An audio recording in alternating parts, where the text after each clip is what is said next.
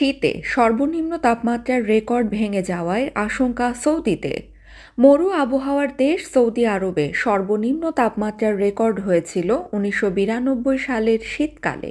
সে বছর জানুয়ারি মাসে দেশটির উত্তর পশ্চিমাঞ্চলীয় শহর হাইনে তাপমাত্রা নেমে গিয়েছিল 0 ডিগ্রির নিচে, -৯.৩ ডিগ্রি সেলসিয়াসে।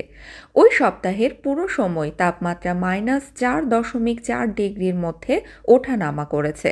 গত ডিসেম্বরের ২০ তারিখের পর থেকে এখন পর্যন্ত দেশটির আবহাওয়া যে পরিস্থিতি, তাতে ৩৩ বছর আগের সেই রেকর্ড ভেঙে যাওয়ার পরিস্থিতি দেখা দিয়েছে।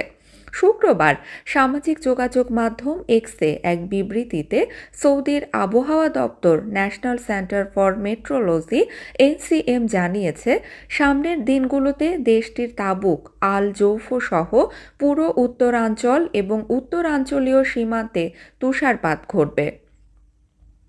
এর বাইরে রাজধানী রিয়াদ, মক্কা, মদিনা সহ দেশটির অধিকাংশ এলাকায় তীব্র শৈত্যপ্রবাহের পাশাপাশি ভারী এবং মাঝারি তাপমাত্রার বৃষ্টিপাত হবে।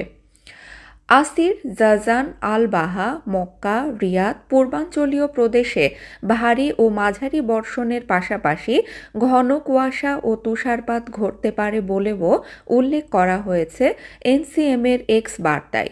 এনসিএমের জ্যেষ্ঠ কর্মকর্তা আকিল আল আকিল আমিরাত ভিত্তিক সংবাদ মাধ্যম গালফ নিউজকে বলেন, আমরা ধারণা করছি আরও অন্তত এক সপ্তাহ আবহাওয়ার এই পরিস্থিতি থাকবে। যদি এই অবস্থা দীর্ঘায়িত হয় তাহলে সম্ভবত ২০২৫ সালে সম্ভবত সর্বনিম্ন তাপমাত্রার নতুন রেকর্ড দেখতে পাবো আমরা। বিশেষ করে হাল এবং আল কুরায়াতে বরাবরই বেশি ঠান্ডা পড়ে। যদি সর্বনিম্ন তাপমাত্রার রেকর্ড হয় তাহলে এ দুটি স্থানের কোনো একটিতে বা দুটিতে এমন ঘটার সম্ভাবনা বেশি।